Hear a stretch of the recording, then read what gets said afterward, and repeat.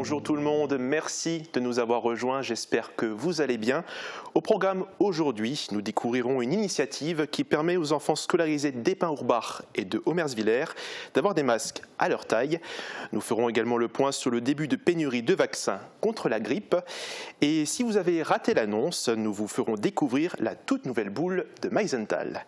Mais avant de commencer, je vous laisse découvrir l'actu en bref dans notre Flash Info du jour.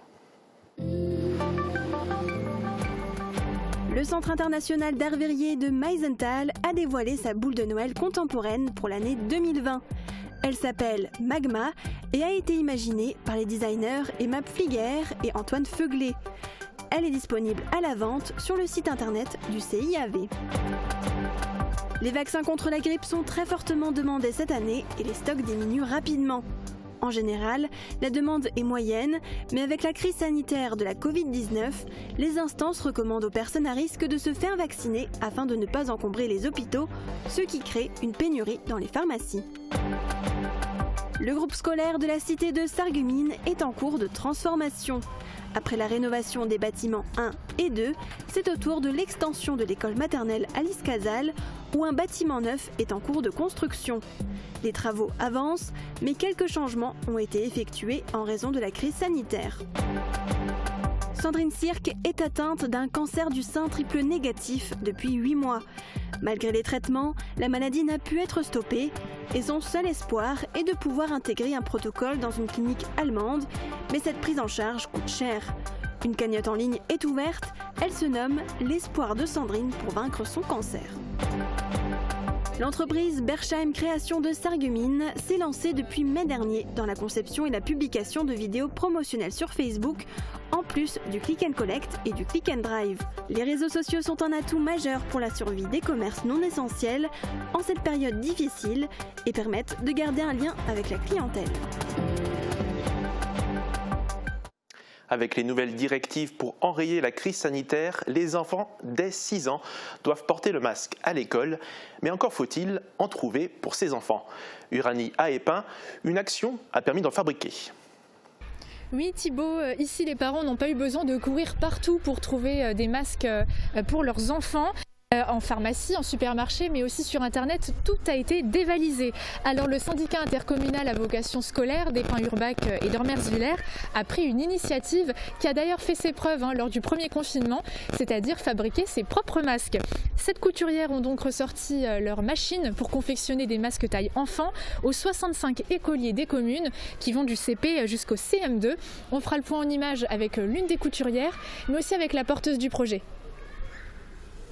Merci Uranie. Et pour aider les parents, le CIVOS, le syndicat intercommunal à vocation scolaire d'Épin-Urbach et Homersviller, a pris les devants en prenant contact avec des couturières.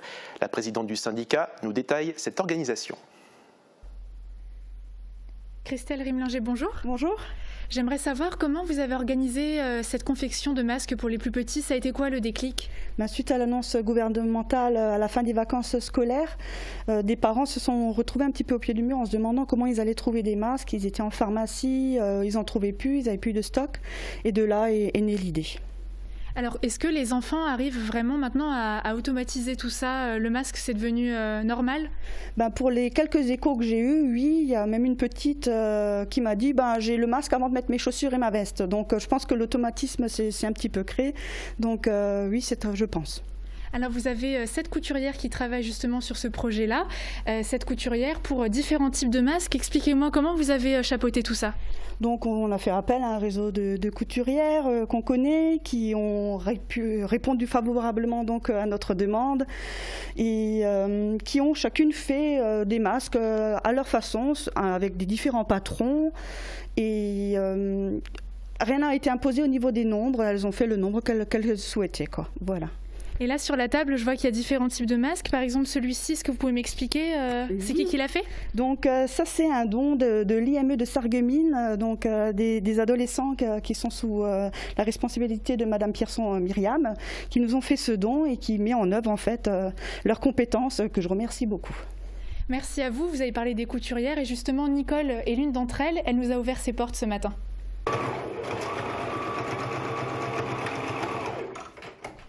6 masques en 1 heure. C'est la cadence que s'est imposée Nicole, ancienne couturière de métier à la retraite. Au total, elle aura réalisé 140 masques pour les enfants scolarisés des communes d'Épin, Urbach et Ormersvillers. C'est pour aider les enfants de l'école. Mon mari était un site, alors je connais bien les situations. Voilà. Côté matériel, les tissus proviennent de dons, mais aussi du propre stock des couturières, achetés notamment lors du premier confinement. 6 autres petites mains ont participé au projet, et chacune d'entre elles a choisi un modèle en particulier. C'est une cousine à moi, Eliane, de Bullmaster, qui coud beaucoup pour les gens, ou bien pour Haute-Pierre, l'hôpital de Haute-Pierre, et celle qui m'a donné les modèles. D'ici vendredi, chaque élève recevra un lot de 4 masques aux motifs colorés. De quoi apprendre sur les bancs de l'école dans les meilleures conditions. Nous faisons maintenant un point sur la grippe. Certaines pharmacies en France, mais aussi du secteur, ont du mal à se fournir en vaccins contre la grippe. Leurs stocks sont très vite descendus. Un début de pénurie qui peut s'expliquer à différents niveaux. Une pharmacienne de l'arrondissement nous en parle. En temps normal, les Français ne se ruent pas dans les pharmacies pour se faire vacciner contre la grippe. C'est plutôt l'inverse. Cette année, le contexte est différent. La vaccination avait tendance à baisser en pharmacie, puisque les gens avaient de moins en moins confiance en les vaccins. Donc l'année dernière, il faut quand même savoir que Sanofi Pasteur a jeté 600 000 doses non utilisées. Donc les fabricants ont forcément moins fabriqué pour avoir moins de pertes, ce qui est logique. Et cette année, en fait, on se retrouve avec un double phénomène. C'est que d'un côté, effectivement, les laboratoires ont moins produit. Et d'un autre côté, la demande est beaucoup plus forte, puisque toutes nos instances demandent aux personnes de se faire vacciner pour ne pas encombrer l'hôpital avec des grippes éventuelles. Les officines ont été donc prises d'assaut et certaines ont déjà écoulé plus de la moitié de leur stock. La situation est un peu compliquée à gérer pour nous, puisqu'il faut gérer les demandes et en ayant déjà fait nos précommandes au mois de mai. Donc on pouvait difficilement anticiper au mois de mai ce rush. Face à cette forte demande, de nouvelles recommandations ont été données aux pharmaciens. La Direction générale de la santé nous a demandé de prioriser les patients porteurs d'un bon, c'est-à-dire ce sont des patients qui ont des facteurs de comorbidité, type diabète, hypertension ou une affection de longue durée, et également les patients qui ont plus de 65 ans. Nous sommes obligés de prioriser puisque ces gens-là ont beaucoup plus de risques de développer une forme grave de la grippe. Aujourd'hui, il est un peu tard pour commander de nouveaux vaccins car la fabrication demande plusieurs mois. L'État veut renflouer les stocks en cherchant à l'international.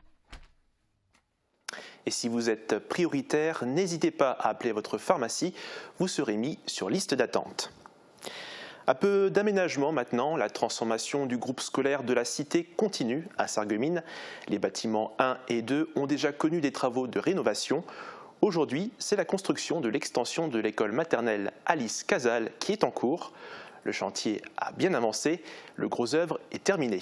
Guillaume Dumonteil nous en dit plus. Le bâtiment Cité 1 date de 1892. À ses côtés, dans les prochains mois, se trouvera un nouveau bâtiment tout neuf, l'extension de l'école maternelle Alice Casal. Les travaux ont bien avancé. En raison de la crise du coronavirus, des changements ont été apportés. Les fournisseurs de l'entreprise en charge du gros œuvre n'ont pas réussi à lui livrer à temps les éléments promis. Du coup, elle a dû s'adapter. On a dû complètement changer notre méthode de travail en exécutant des poutres et des prédales. Donc on a requalifié un petit peu notre projet. Juste pour vous dire qu'aujourd'hui le gros œuvre est terminé, alors que dans la configuration du projet initial avec des dalles alvéolaires, on n'aurait que été livré des dalles alvéolaires à partir de cette semaine. Un procédé plus rapide, mais plus cher. Pour ne pas exploser le budget, l'entreprise Beck a fait des économies ailleurs. Il n'y aura ainsi pas de chape, mais une dalle lissée. Reste à réaliser ici l'isolation, des escaliers et une partie de la cour. À noter qu'une rampe sera également mise en place pour permettre l'accès aux personnes handicapées. Le bâtiment devrait être terminé à Pâques. Au total, 2 800 000 € ont été dépensés ici pour la réhabilitation du groupe scolaire de la Cité. De quoi donner un lustre nouveau à ces établissements situés dans le quartier historique des Faïenceries. Les plus curieux ou les plus attentifs d'entre vous ont déjà l'information et ne seront donc pas surpris par l'annonce. Mais pour ceux et celles qui ont du retard, la nouvelle boule de Noël de Meisenthal s'appelle Magma. Elle a été dévoilée lors d'une émission spéciale commune à Mosaïque Cristal et Via Moselle. Nous vous proposons un retour sur cette aventure. Bonsoir, soyez les bienvenus sur Mosaïque Cristal et Via Moselle TV à l'occasion de cette émission spéciale forcément, au cours de laquelle nous allons vous révéler la forme et le nom de la nouvelle boule de Noël de Meisenthal. Ça, c'était le début de l'émission spéciale d'hier consacrée à la boule de Noël de Meisenthal qui a officiellement lancé la commercialisation de cette décoration de Noël tant attendue. Mais c'était aussi la fin d'une période de suspense savamment entretenue par le CIAV. C'est compliqué, hein. C'est vrai que durant les quelques semaines qui précèdent Noël, il ne se passe pas une journée sans qu'on soit savamment cuisiné au bord d'un terrain de foot, dans la salle d'attente d'un médecin ou au supermarché. C'est quoi la boule? C'est quoi la boule? Alors, je te laisse imaginer le malin plaisir qu'on a, nous tous, dans l'équipe, à préserver ce suspense parce que lui aussi, je pense, fait partie de ce rituel magique des boules de Noël de Meisenthal. Et puis c'est secret professionnel aussi. Hein. Également. Aujourd'hui, plus de suspense, elle s'appelle Magma, une maquette, une espèce de prototype à l'échelle 1/50 de ce à quoi pourrait ressembler le vaisseau qui nous conduirait au point antipodal de Meisenthal. Ses créateurs sont Emma Pfligler et Antoine Feuglet, originaires d'Elgelsart et Mulhouse, aujourd'hui tous deux installés en Suisse. Ils sont partis d'une réflexion sur les voyages au centre de la Terre, direction le point opposé de Meisenthal, dit point antipodal, en plein océan Pacifique. À partir de ce moment-là, nous avons commencé à dessiner un inventaire de toutes sortes d'engins pour traverser la Terre, ce qui a servi de base de travail par la suite pour pouvoir vraiment se concentrer sur les données techniques. Données techniques de la réalisation de la boule de Noël, cela va de soi. Le voyage au centre de la Terre restera, lui, du domaine de l'imaginaire.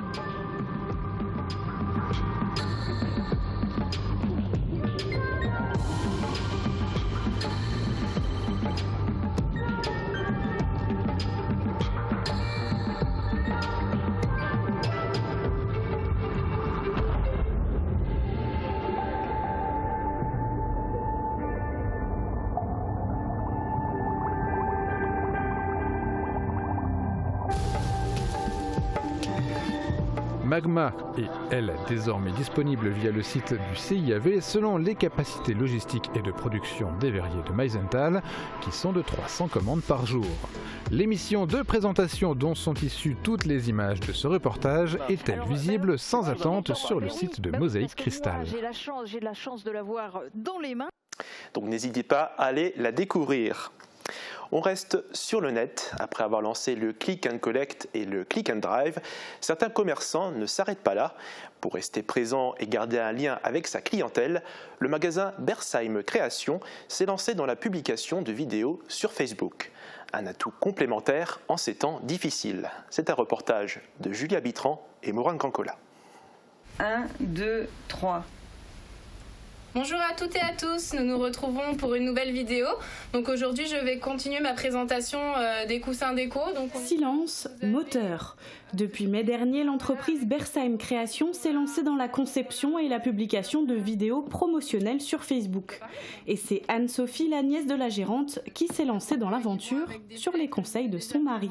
Le but de ces vidéos, c'est évidemment d'essayer de vendre, mais aussi de se faire connaître. Donc le but, c'est vraiment de nous rendre plus accessibles et plus humains aussi, avec ce côté un peu sympathique, vu qu'on voit vraiment, on me voit par rapport à travers ces vidéos. Donc je pense que les gens sont vraiment réceptifs et ils aiment beaucoup cette proximité. Cette proximité est d'autant plus importante en cette période difficile et ça, la gérante l'a bien compris. Je pense que c'est le côté plus convivial. On est à proximité, on est à l'écoute des gens. Dans le temps, on cherchait à faire des plus grosses publicités dans les médias, mais je pense qu'aujourd'hui, c'est le réseau, c'est les amis, c'est les gens qui sont satisfaits, qui vont le dire à leurs voisins, amis, parents. Et de ce fait, Facebook, puisque ça marche avec les partages, ça permet de plus en plus de gens de nous connaître et les gens sont souvent ravis. Près de 2000 mentions j'aime sur la page Facebook du magasin et des tas d'autres idées plein la tête. Après le drive et les vidéos, le magasin veut aller encore plus loin. Soit on peut faire livrer la marchandise ou alors venir récupérer directement devant la boutique. Mais on va proposer prochainement aussi, donc, sur rendez-vous, des appels en visio. Les réseaux sociaux sont devenus un atout majeur dans la survie des commerces dits non essentiels.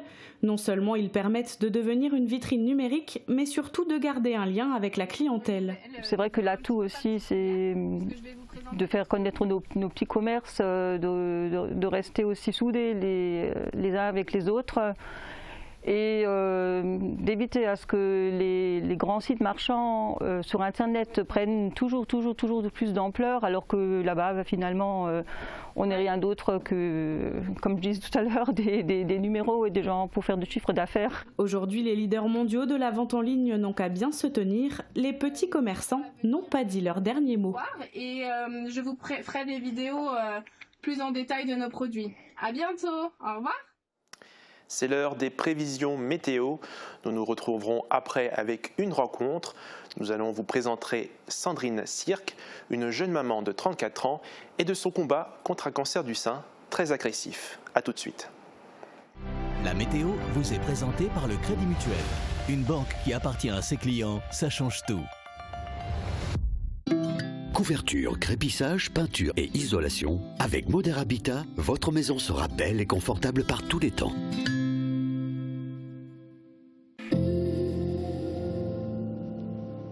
Bonjour tout le monde, je suis ravie de vous retrouver et j'aimerais profiter de cet instant pour déclarer la saison des bonnets ouverte. Et pour ceux qui me connaissent, vous savez que c'est un moment que j'attends avec impatience et croyez-moi, je vais vous en faire voir de toutes les couleurs. Du gris au rouge, en passant par les formes d'animaux, du plus discret au moins discret. Et bien sûr, sans oublier toutes les écharpes qui vont avec. Et j'ai décidé qu'il fallait qu'on s'amuse un petit peu ensemble. Alors à partir de demain, je vous propose un petit jeu.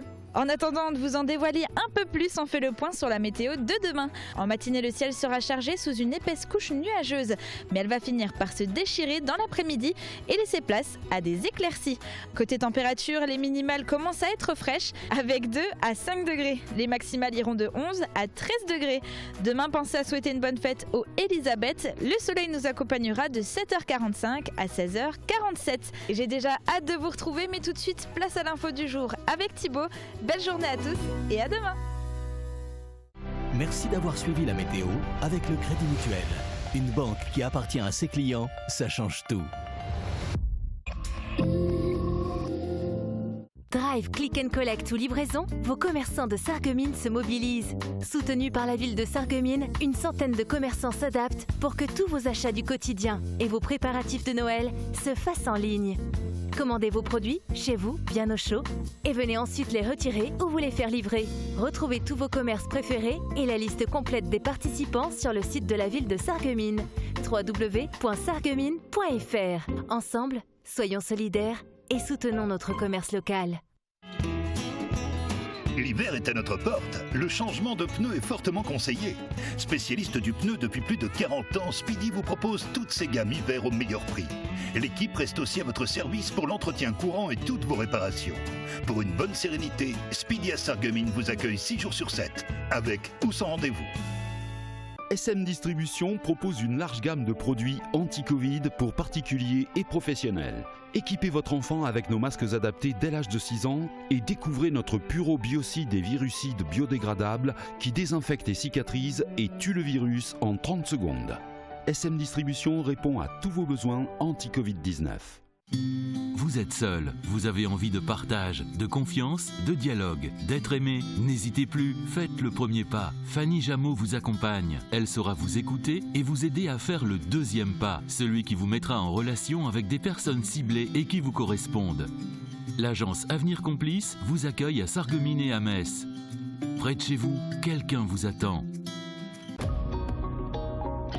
J'aimerais régler mon appareil auditif, mais je ne peux pas me déplacer en centre d'audition. Quelle solution existe? Il est désormais possible de régler les appareils à distance. Le patient peut envoyer une demande par son téléphone portable et je renvoie la réponse modifiée en cabinet sur le téléphone du patient.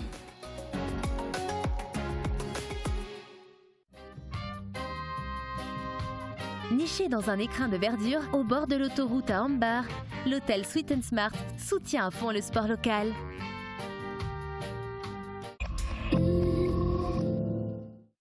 Vous allez maintenant faire la connaissance de Sandrine Cirque, 34 ans. Cette jeune maman d'une petite fille de 7 ans est atteinte d'un cancer du sein très agressif. Elle se bat depuis 8 mois, mais malgré les traitements, la maladie progresse. Son seul espoir serait d'intégrer un protocole dans une clinique allemande. Et pour pouvoir le financer, elle a lancé une cagnotte. Jessica Petragallo l'a rencontrée. Donc là, j'entame mon protocole de chimiothérapie orale. Alors je suis très très anxieuse parce que c'est de nouveau un nouveau protocole et j'aime pas ça. Sandrine, 34 ans, affronte depuis 8 mois un cancer du sein dit triple négatif. Cette forme très agressive qui touche 15% des femmes atteintes de la maladie est l'une des plus difficiles à soigner. Pour Sandrine, tout a commencé par l'apparition d'une petite boule dans son sein en fin d'année dernière. Cette boule avait la taille d'une, je dirais entre pois chiche et noisette, donc c'était assez petit, très mobile, donc vraiment ça faisait penser à un ganglion. Et donc je suis allée voir ma gynécologue qui ne s'est pas trop inquiétée mais qui m'a quand même envoyé de suite faire les examens nécessaires, donc mammographie et échographie. Donc à l'échographie on pensait à un fibroadénome, donc quelque chose de bénin, à vérifier quand même par une biopsie pour confirmer justement l'aspect bénin de ce nodule. À partir du moment où j'ai fait cette mammographie, je dirais 3 semaines plus tard, c'est passé d'un pois chiche à quelque chose de 10 cm. Donc il me prenait vraiment tout le sein. Donc j'ai appelé d'urgence à Metz, à l'Institut Femenae, pour faire un nouveau contrôle et une biopsie. Donc j'ai eu rendez-vous le vendredi 13 mars. Et donc j'ai fait d'abord une échographie.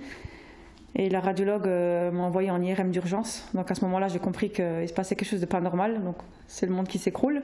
Le diagnostic est posé quelques jours plus tard. Le 8 avril, elle entame une série de 4 chimiothérapies intensives. La tumeur atteint alors 13 cm sur 10. Le chirurgien réalise une mastectomie ainsi qu'un curage axillaire. Sur les 22 ganglions lymphatiques retirés, 18 sont atteints. Un nouveau protocole de 12 séances de chimiothérapie est mis en place, mais Sandrine remarque alors un nodule dans l'autre sein. Au PET scan, je me doutais bien qu'on allait voir une lésion dans l'autre sein, mais j'ai eu d'autres mauvaises surprises. Donc on m'a découvert des métastases osseuses, plusieurs ganglions aussi un peu partout dans le corps, des lésions au niveau musculaire et sous-cutané.